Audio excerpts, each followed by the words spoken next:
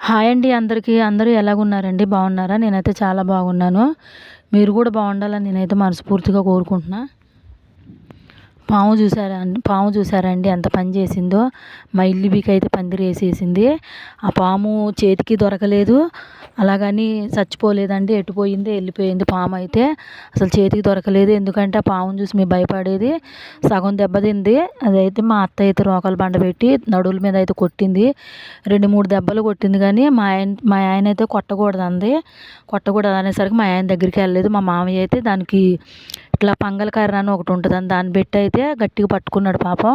మా అత్త రోకల బండ పెట్టి అయితే కొట్టింది. అప్పటికే నా చేతి మీద పాము ఎక్కిందని నా చెయ్యి అయితే సడాలన చెయ్యి మీద పాము ఎక్కేసరికి అది ఏమైందో తెలియక కాసేపు దాకా చెయ్యి పని చేయలేదు.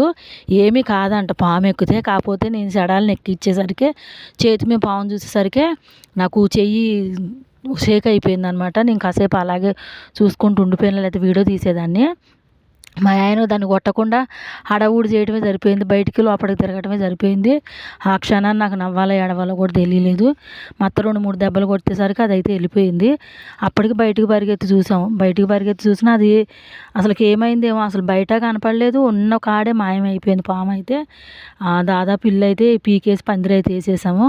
అదే అంటారు కదండి, ఏదో శాస్త్రం అన్నట్టు ఇల్లు బీకి పందిరేయటం అంటే ఇదేనేమో. ఆ పాము కనపడక మా మామయ్య మొత్తం పట్టాలన్నీ బీకేసిండు కోపంతో. పట్టాలు బొంతలు అన్నీ బీకే